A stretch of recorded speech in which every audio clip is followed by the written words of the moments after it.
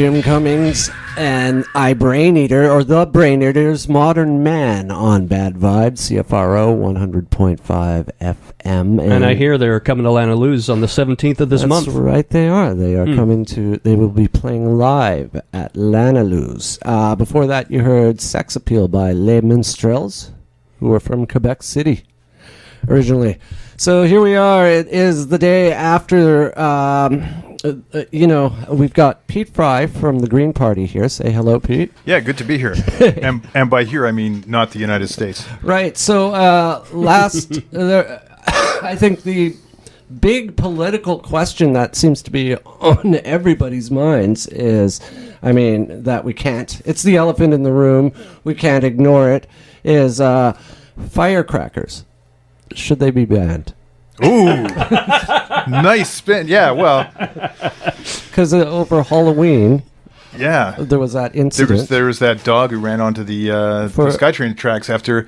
Yeah, but those were assholes. Sorry, to put the horn thing. Not good people. Okay, it's been 1 minute. Those were 1 minute, and you've already swore. Oh my goodness, I'm sorry. Those were rectal orifices who were lighting off firecrackers in a dog park in the middle of the afternoon. They did it in a dog park? Yeah, in the Trout Lake Dog Park. So what happened? So the dog actually ended up running it. The dog panicked, ran away. Out of the dog park. To the SkyTrain station. Got onto the tracks. Didn't get on the train, got on the tracks, and oh my God. Yeah. Wow. So, in reaction to this, what's the city going to do? Is this real? I don't think the city will do anything. I don't think the city can do anything because I think the understanding is that they don't want to ban fireworks and firecrackers and then create an illegal market that gets even more dangerous stuff out there. What about Chinese New Year's? Well, exactly. Yeah. But I think if they drove it underground, it would be even harder to control. What they need to do is get really serious about how they operate the permits, because technically you're supposed to get a permit. Technically you're only supposed to do it in certain areas. They should set it up so you can do it in parks, because right now you can only do it on private property, so that's kind of silly. Right. But, set a day, say, okay, Halloween, go crazy. Not crazy, but, have some fun. Okay, and then the second political story, I guess, would be after the fireworks, would be that election in the U.S. of A. Oh, the thing yesterday. Yeah, I heard about that. So I was watching my computer and, refreshing it, and the day started out nice, and it looked like Hillary was winning. And then by the end of it, we now have President Trump. But now, seriously, was it nice with Hillary, or was it just less bad? Right. So maybe it was less bad. Yeah.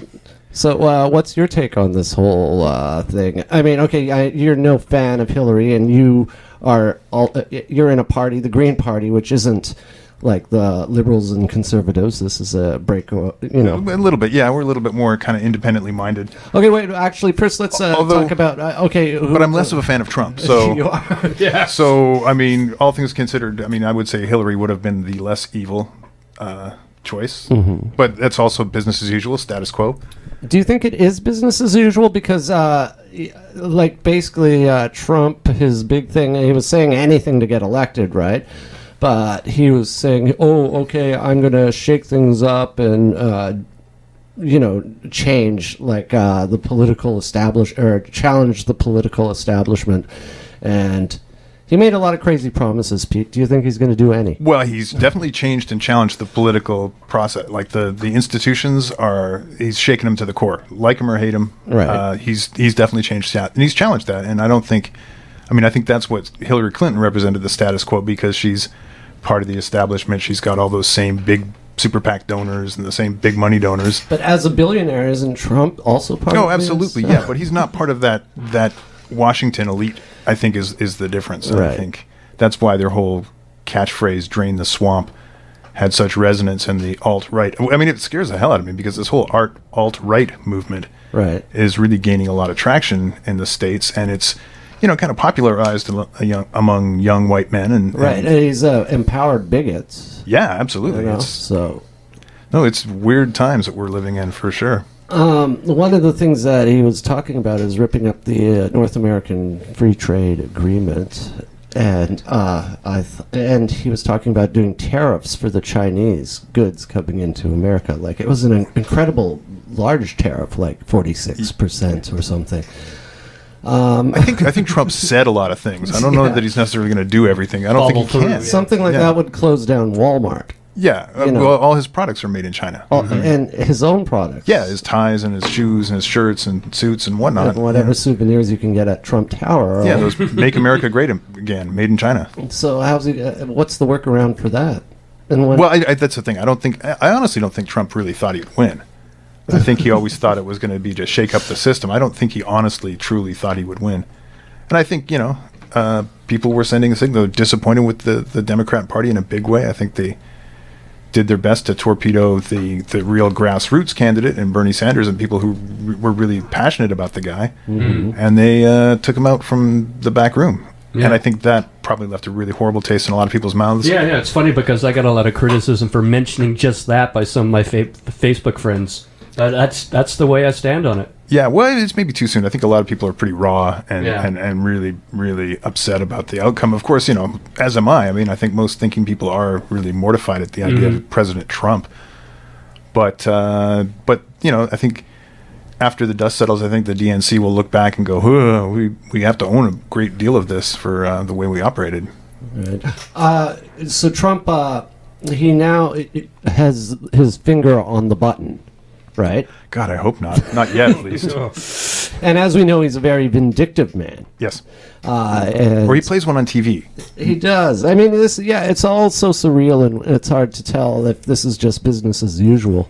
Yeah, I love to hate the guy, but right. I mean, I can't honestly think that he is as bat feces crazy as he is portrayed on his TV shows. Right. I think that's a little bit of a put on. I think that's how they make reality TV more compelling. But I think he must have some degree of thoughtful introspection that allows him to be a successful businessman, and that he doesn't just fly off and do the first thing that comes out of his mind. Well, I was thinking the best case scenario in this whole situation is that he runs the White House like his TV shows, and he just stars in the thing and leaves it to all the people producing to do everything. Yeah, and he just sort of appears for the catchphrase when he pushes the button. You're fired. You're fired. Or fire the button. Yeah. Okay, well, we'll come back. Let's think about that. Here's a song called Armageddon Time. The Clash.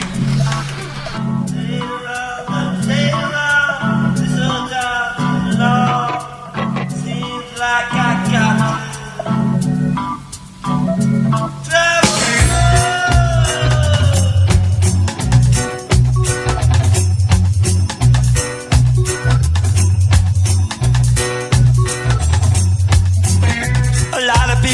get no supper tonight.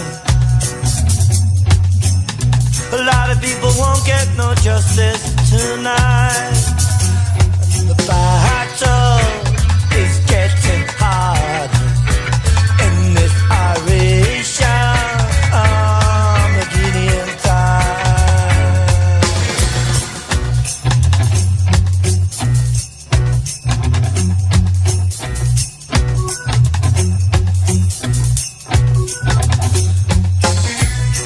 people running and hiding tonight. A lot of people won't get no justice tonight. Remember to kick it off. No one will guide you on Gideon time.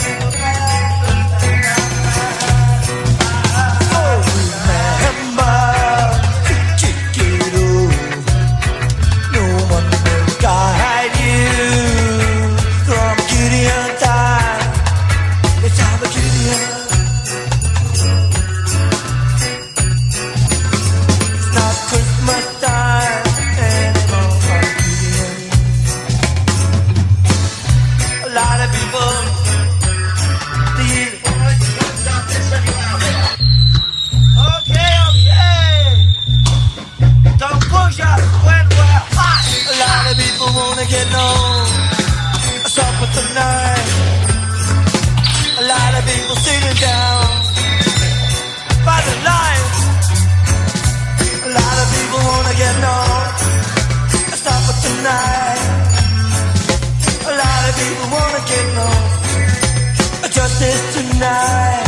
Remember, kick it over. No one will guide you through Armagideon time.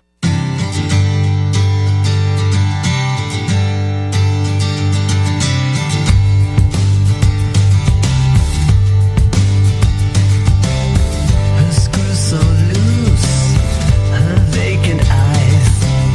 She sent shivers right down my spine. We'll leave craters and barren holes, old coliseums, decaying roads, the dystopians. We're closer than we'll ever know. The dystopians. We're closer than we'll ever know.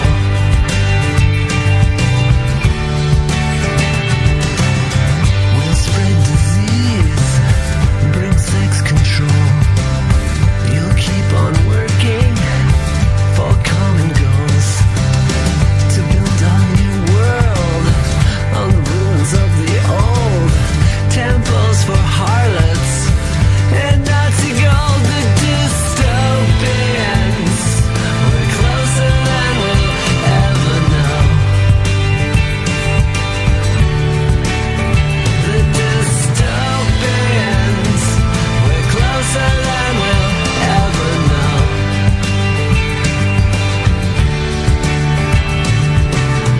Just close your eyes, but there's no escape. Now we're captured on videotape.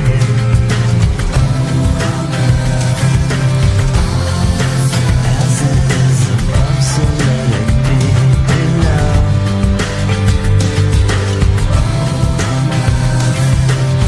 As it is above, so let it be below. The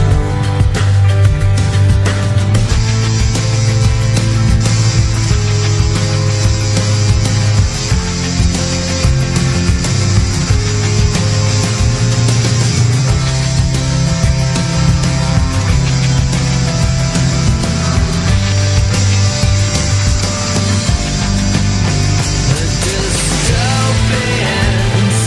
We're closer than we'll ever know. The dystopians. We're closer than we'll ever know. The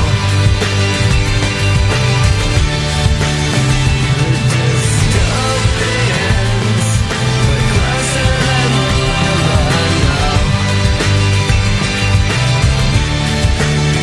The dystopians. We're closer than we'll ever know.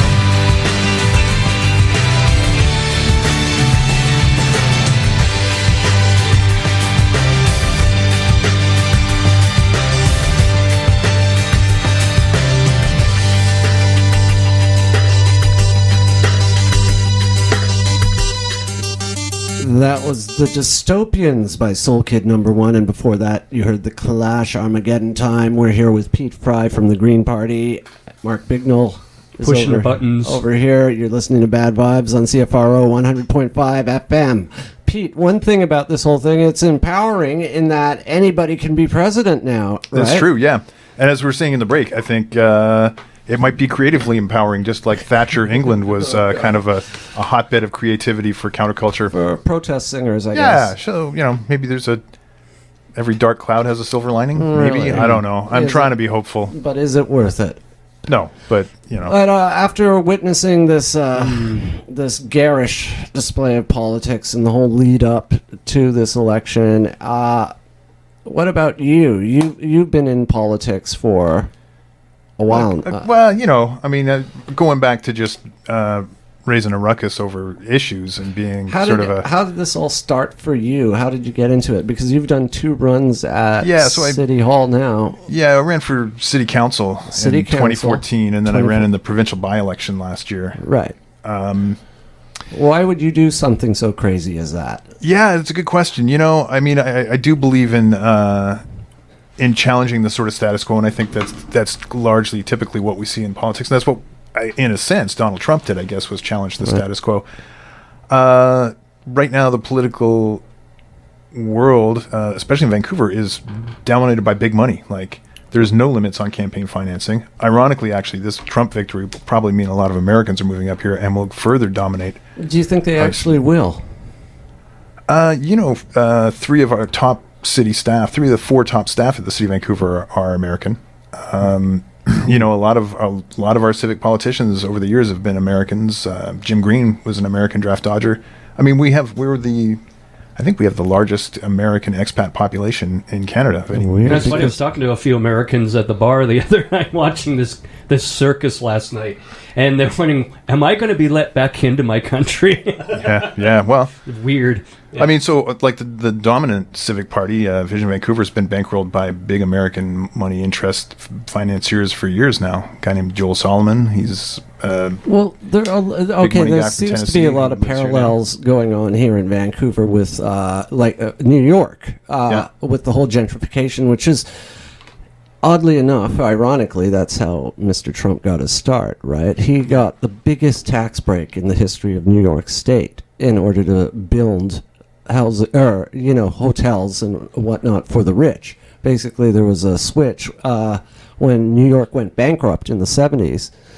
All the money that they used to give to developers to build housing for the poor was gone. So there was no money in that. So Trump went and said, I'm going to do this, make New York nice again, make New York great again. And he basically held the city hostage and got them to agree to give him like a tax break where he paid no taxes. And then he went over to the banks and got the loans to build. Yeah. Right. Well, that same kind of thing happens here. Right. I mean, and that really actually kicked off that whole 80s when they started throwing all the artists out of the lofts and everything. And now here we are in Vancouver with kind of like the same situation where we have all these developers. Well, so there's no limits on what you can donate in civic politics. So you take a big party like Vision Vancouver or like the NPA, and they rake millions of dollars in developer contributions. Yes. Literally millions of dollars. Yeah. So, for instance, a guy named Ian Gillespie who owns Westbank, they gave him a monopoly on a district energy plant for all the development in Northeast Falls Creek once the viaducts come down. Yeah. And he donates hundreds of thousands of dollars to the party. The Utilities Commission shut him down and they said, you can't give an energy monopoly to this guy. That's over the top. There's a huge conflict of interest. Yes, but there's no teeth in any legislation that would stop that. Right. So it's weird because Vancouver's kind of like the Wild West of... British Columbia is. Yeah, actually, British Columbia. The whole province, yeah. So Vancouver is governed by the Vancouver Charter, which needs provincial assent to change it. How do you go up against these people, though? Because basically, dogged perseverance. Right. Stubbornness, I don't know. Right. Because, you live in Strathcona. Yeah. Now... and you bought in that area when? Like ages 1999. Okay, that's ages ago in Vancouver years. No, for sure. Yeah, that is ages ago. And if you were attempted to do that today... Yeah, well, that's the only reason I can afford to be in politics is that I lucked out in buying a house in a neighborhood that I love. Right. And I'm watching it change. And unlike every single friend of mine who is struggling to pay rent, I've got like a mortgage that I can spread out or whatever. Right. And so I feel like I owe it to get involved. Get involved, fight the power. How do you see this? I mean, the city, is there any hope? I mean, like basically for young people, 10 years from now, will they be even able to live in the city, or is it going to be like New York?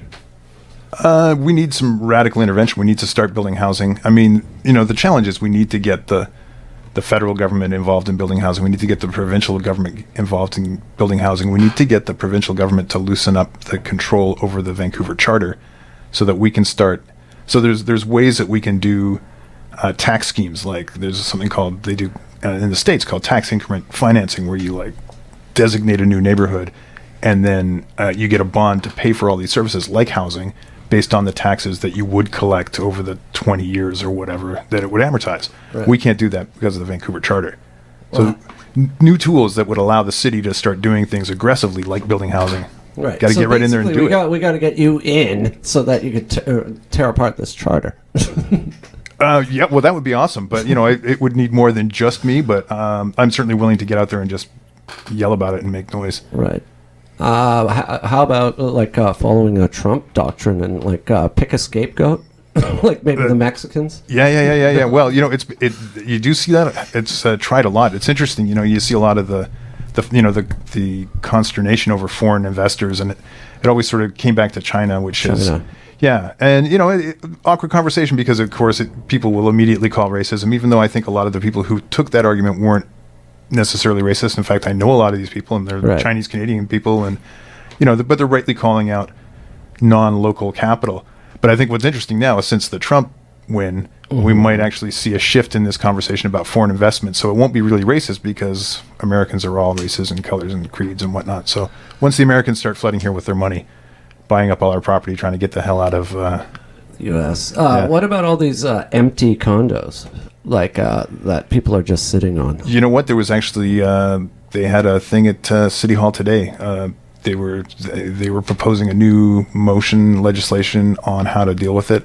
They were talking if you lie, so they're going to have a new empty property tax scheme, and if you lie about it, you'll get fined $10,000 a day.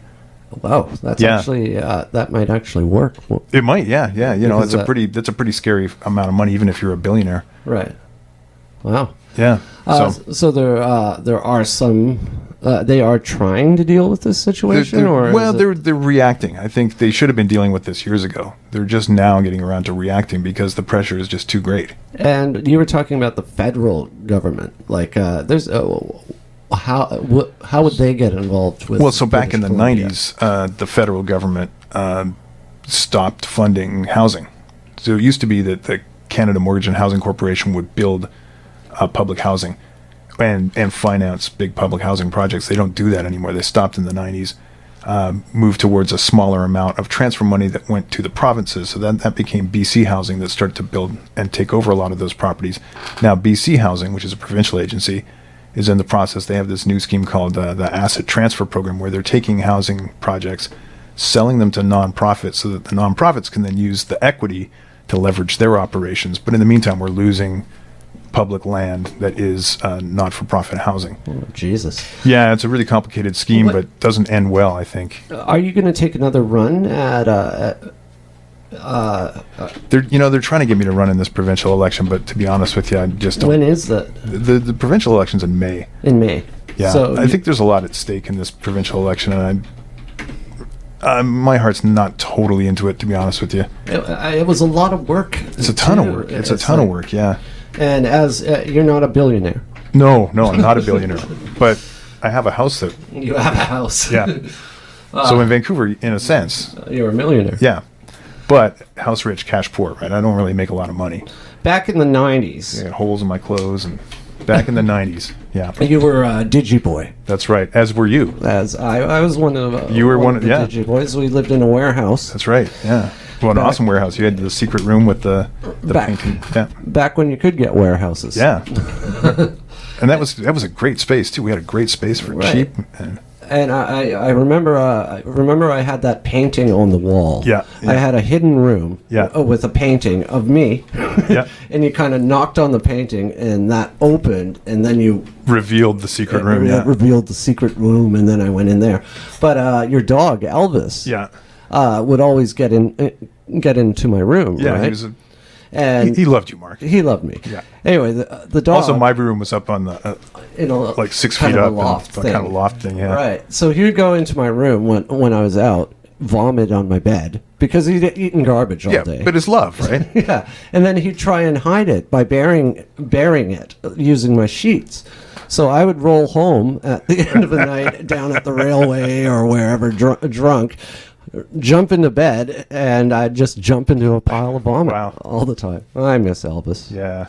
Anyway, you introduced me to this band back in those days. This is the Geto Boys. Here we go. I sit alone in my four-cornered room staring at candles. Oh, that shit is on? Let me drop some shit like this here.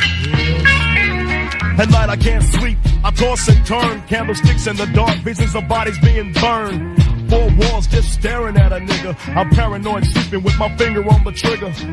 My mother's always stressing I ain't living right, but I ain't going out without a fight. See, every time my eyes close, I start sweating and blood starts coming out my nose.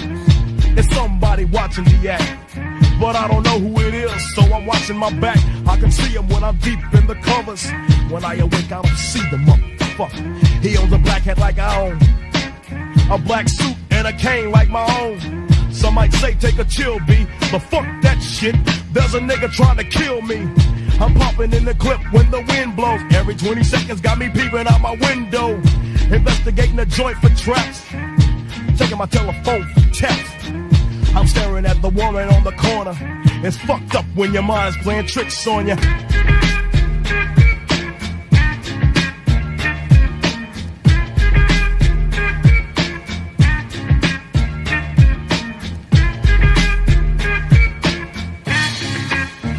I make big money, I drive big cars, everybody know me. It's like I'm a movie star, but late at night, something ain't right. I feel I'm being tailed by the same sucker's headlights. Is it that fool that I ran off the block? Or is it that nigga last week that I shot? Or is it the one I beat for $5,000? Thought he had cane, but it was gold, not a flower. Reached under my seat, grabbed my papa for the suckers. Ain't no use in the line, I was scared than a motherfucker. Hook the left in the Popeyes and bailed out quick. If it's going down, let's get this shit over with. Here they come, just like I figured. I got my hand on the motherfucking trigger. When I saw him, make your ass start giggling. 3 blind, crippling, crazy senior citizens. I live by the swamp. I take my boys everywhere I go because I'm paranoid. I keep looking over my shoulder and peeping around corners. My mind is playing tricks on me.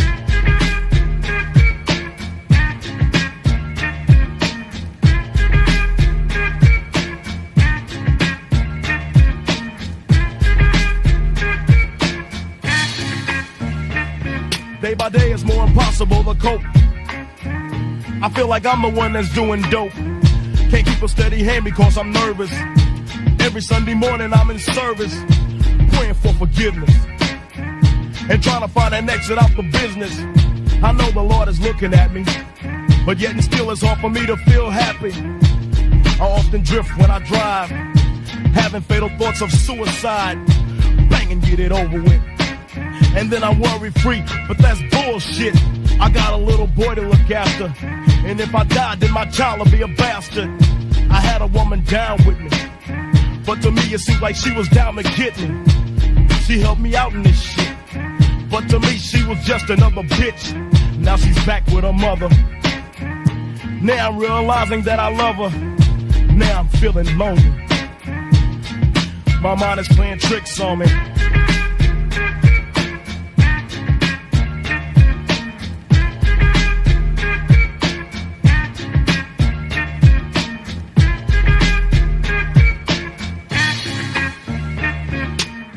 This year Halloween fell on a weekend. Me and Geto boys are trick-or-treating, robbing little kids for bags, till an old man got behind our ass. So we speeded up the pace, took a look back, and he was right before our face. He'd be in for a squabble, no doubt, so I swung and hit the nigga in his mouth. He was going down, we figured, but this wasn't no ordinary nigga. He stood about 6 or 7 feet. Now that's the nigga I be seeing in my sleep. So we triple teamed on him, dropping them motherfucking bees on him. The more I swung, the more blood flew. Then he disappeared, and my boys disappeared too. Then I felt just like a fiend. It wasn't even close to Halloween. It was dark as fuck on the streets. My hands were all bloody from punching on the concrete. Goddamn, homie. My mind is playing tricks on me.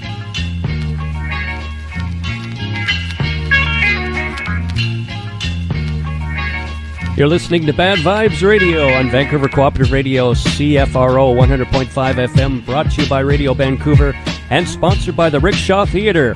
Check out their website, live at rickshaw.com, and subscribe to their events page on Facebook. 434 if you're time obsessed. And now back to the other Mark and guest. We're talking to Pete Fry from the Green Party. It's the day after political fallout episode of Bad Vibes. That was Geto Boys. That was the Geto Boys, who Pete actually introduced me to back in the 90s. Way back in the 90s. When you were Digiboy. Yeah. And essentially everybody has seen your work, because for a while there you did all the gig posters. Yeah, I was doing all the gig posters, all the Terminal City covers. Right, you did. There was a magazine called Terminal City. Yeah, I remember it. Yeah, alternative weekly newspaper. That's where they started off Dan Savage first. That was the second paper he was ever in, actually. Got his start. Oh, wow. Is he Canadian or no? No, he was doing The Stranger down in Seattle. Down in Or maybe Seattle. it was The Rocket at the time. But anyway, Terminal City was the second paper that he did. Right. And it was a wild runaway hit. Ironically, actually ended up getting me death threats. How did the death... why did you get death threats? Well, so I did all this graphic work for Terminal City in exchange for free advertising, and I had my name in the masthead. And, Right. You know, in an effort to drum me up some business, because they could never afford to pay me. Right. So my name was right there in the masthead, and this guy left these crazy ranting, like, I'm going to kill you if I see you in the newspaper anymore, because he was so offended. I think at the time it was called Dear Faggot. Was it Billy Hopeless? yeah. No. Yeah, that was, but he was, so Dan Savage was, now he calls it Savage Love. It's a little bit more tame, but at the time he was writing about all sorts of pretty outrageous stuff for a newspaper. Right. And this guy just got deeply offended by what he was reading. Oh, decided so to threaten, but then the funny thing is his answering machine called me back. You know how back in the day when the answering machine would call you back? So he ended up answering the phone from the halfway house that he was staying in. So you found him? well, I passed the information along to the police. He was like full on going to blow us up and all sorts of violent, dangerous stuff. Wow. Yeah. And then, okay, so you did Terminal City. You did all these gig posters for pretty much everybody. Yeah, and album covers and and album- CDs. We had these things called CDs back then. CDs. Yeah. Well, what was the I CD? remembered them well. Yeah. Even cassettes. We did cassettes. Cassettes. I'm like, Right. we still have a cassette player Demo here. cassettes. Oh yeah, We look at still have a that. cassette player here. Looks unused. And now, how did these CDs work? you put it on your turntable, and then Yeah. They were only good for a few plays before the needle would just Yeah, exactly. grind I through just them. got total noise out of them. Really. It was like actually really hard to listen What a to. ripoff! And it- 90s industrial music. Yeah, Yeah. it wrecked my turntable. It was horrible. Yeah, I'm glad we were out of that CD period. Yeah, for sure. But yeah, so people are familiar with your poster work, and then of course graphic designers kind of disappeared. What happened to them? Oh, the graphic designer's still around. I still do graphics. I mean, that's still what I. Yeah. Oh, that was a joke. Yeah. Well, No, I mean, no. it's a tough business. I mean, nowadays with the internet and with computers and everybody can. Everybody thinks that they're a graphic Yeah. designer. And worse yet, you can get graphic designs done for cheap from India or Philippines or whatever if you go onto those websites and Oh yeah, that's probably what Trump did. make America great again. Yeah, I'm sure all his graphics were done. I'm sure. Yeah. Making it was America all free done again, where overseas. everything's done for free. Yeah. Yeah. So, do you think there's any promises? What about the wall in Mexico? Do you think he's actually going to build that? I'd like to see him start with our border. Because that would be great for giving jobs to Mexicans. No, they're going to pay for it. Oh, he's going to make them pay for it. Yeah, Americans are going to build it. Mexicans Oh, they're are not going to give pay him for it. employment Yeah. building the wall. Yeah, I don't see Americans actually building the wall. No. No, it's big. But was he talking about building a wall for Canada as well? Or was that just... I couldn't... leading up to the He's not, election, but there was so let's- much craziness. I Let's didn't talk know about which- building a wall between the United States and Canada. I mean, if he's going to rip up NAFTA, what's the point of having an open border? That's true. You know. But would that be fair? Because that would basically just keep Americans in America. That I think that's the idea, right? Oh, is that what we want to do to them? Well, I mean, let the non-Trump people escape, I guess. Right. You know, before we wall it off like what was the move, the Escape from New York style Scotland? move? No, I was thinking Escape from New York actually. I think with about the Berlin Wall and Snake stuff like Plissken. that. Yeah, Right. we needed a Snake Plissken to go in there and rescue Donald Trump or something. I don't know. Oh man. You guys know the apocalyptic sci-fi movie I'm talking about? Escape from New York, Snake Plissken. Oh, yeah. Yeah, Kurt Russell. They turned New York into a Prison, jail, yeah, a and then prison. the president's plane crashes there or something, and then they have to go rescue him. Right. Oddly enough, New York did not vote for their son. Their favorite son, Their yeah. favorite son. Hey, did Yeah, you go know in the at the beginning of in the first 20 minutes of American Psycho, the movie, Yeah, 2 Trump references. really. And I thought that actually made sense because when he would have been the king of the American psychos in the 80s. You know, Very narcissistic, at least. Yeah, because the composite character, the Bateman character, the serial killer, he was a composite of all those yuppie Wall Street guys and developers and everything that was nasty about New York. He was. So now they got the American Psycho in office. Yeah. Well, you know, if you can't have nasty about New York without having Donald Trump in there. I think that's right. sort of. I'm going to play something that goes back to the 80s, and I think you made a poster for these guys. Is it a surprise? Well, it should be. Well, it's called a song called "State to State," which I thought was apropos. Seeing that yesterday, I was just watching states go red or blue by Copyright. Oh yeah, right. There we go. This is Copyright, "State to State."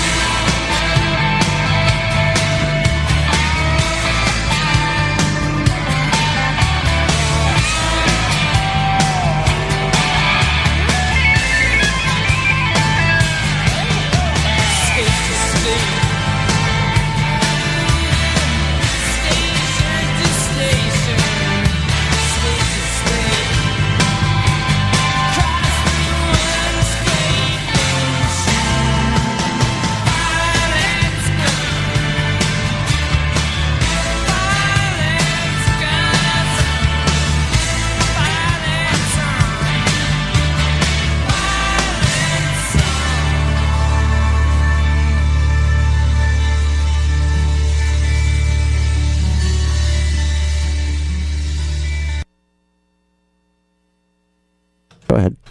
You're listening to Bad Vibes. Oops, sorry. We're talking to Pete Fry Crumble. from the Green Party.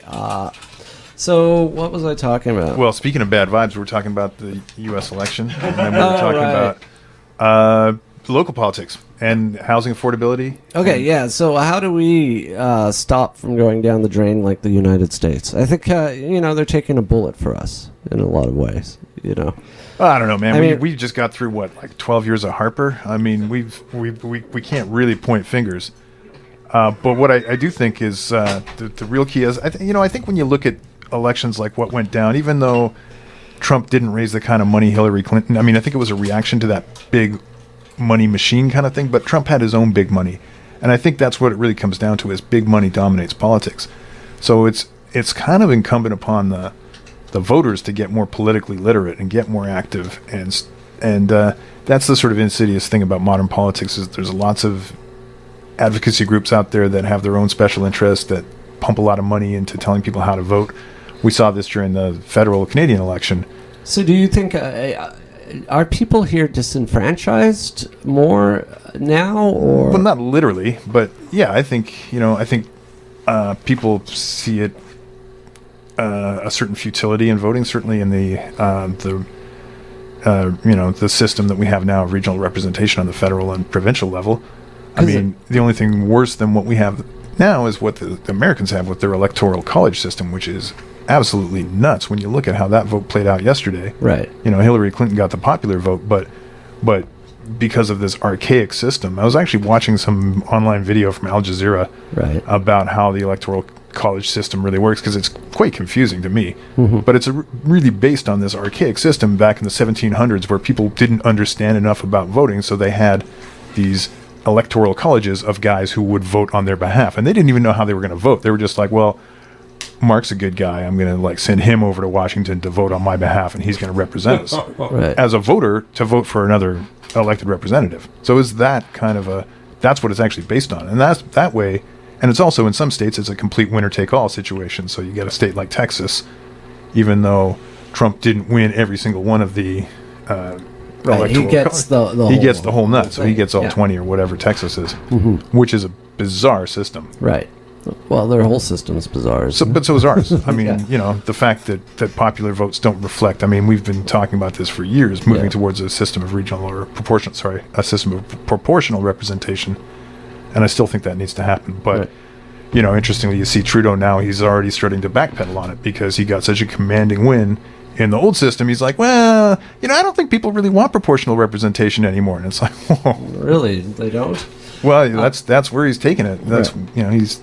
So you're not gonna take another run in the next election? Well, I haven't said no. They're trying to get me to run in this provincial election, but that's in May. That means I got to start working now. Now, pulling together that last run you did, that's how much money do you need to? Well, actually, what is the? Walk me through how you pulled this all together. I mean, I've never done it. Yeah, well, so the last one, the first one running was completely just grassrootsy, kind of getting out there, being a loudmouth. We ran on a very small budget, so I was running with a team, like the Green Party of Vancouver. There was 7 of us running. Okay. And I think we probably had a combined budget of maybe about $80,000. All right, which is tiny. Which is considering, tiny. Yeah, considering Vision Vancouver ran their slate with, I think, $3.5 million. And they're getting a lot of money from out of province as well, right? There's no limits on wherever they're getting money. Yeah. They're getting money from anybody. Yeah. Like Trump. He probably threw some money to them. His developer partners did actually. Yeah.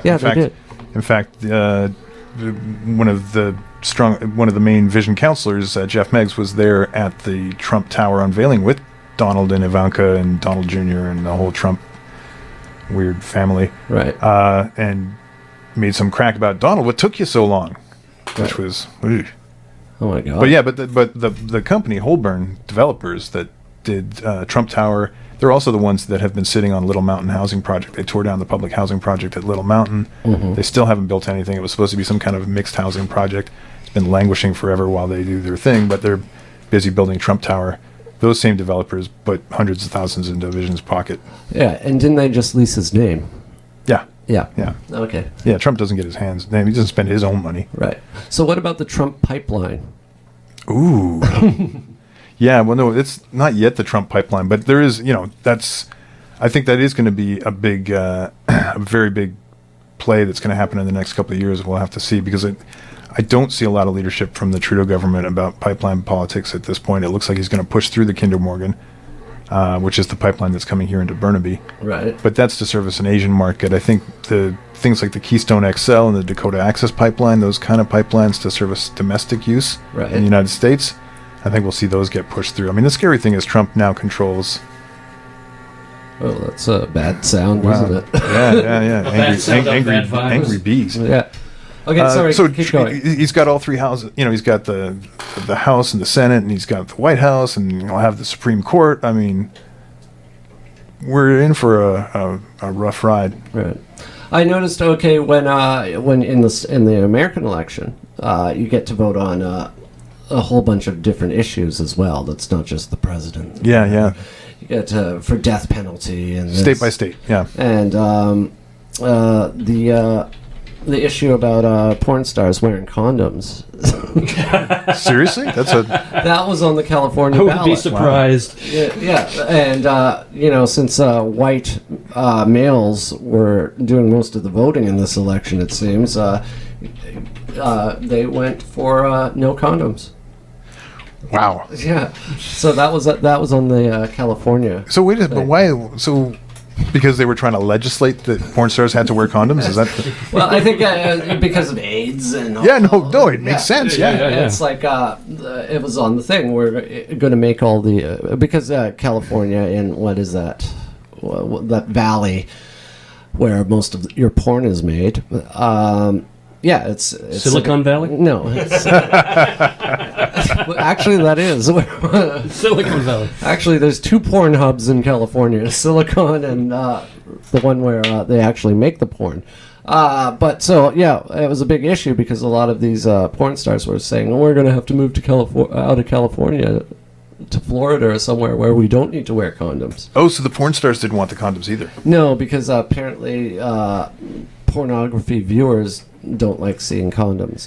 We live in an age... spoils the money shot, apparently. We live in an age where we could digitally alter out the condoms, can't we?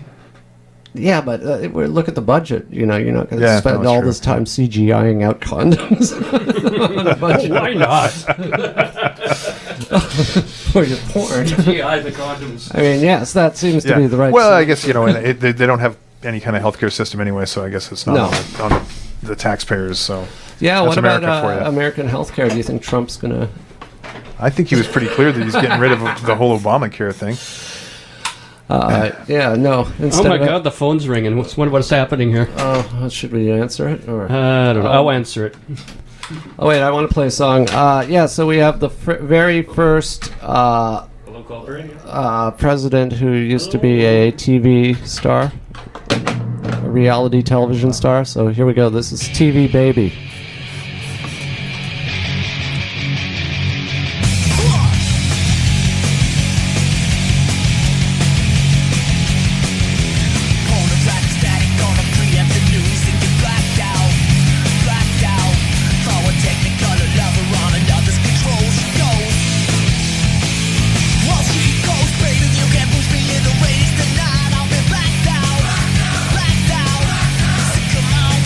Come on, and don't show me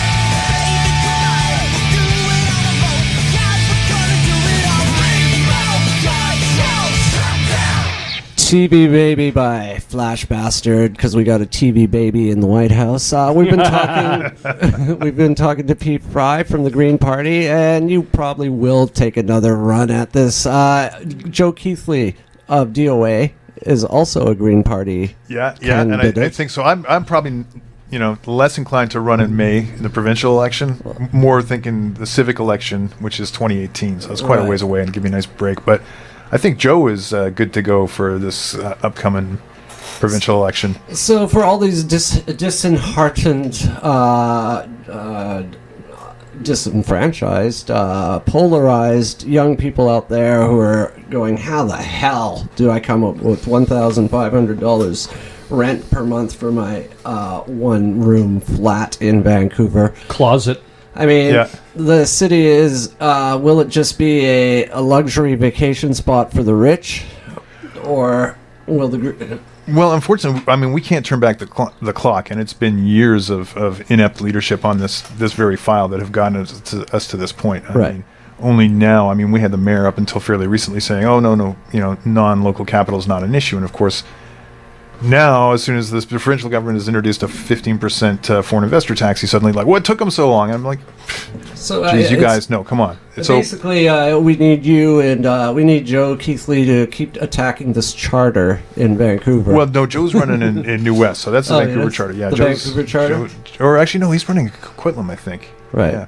Yeah, it was a real thrill running with Joe, I got to tell you, actually. He was, because, I mean, part of what got me into the whole sort of, Joe, I think, was punk helped. rock. Well, but he was also political, right? So he made politics punk rock and cool. Right. Because what happens when you don't take care of your politics, someone else will do it for you. Yeah, and talk minus action equals zero, right? Exactly. So you got to get out there and get it done. Pete Fry, thanks for coming down tonight or today. And, thanks for having me. Walking us through this whole.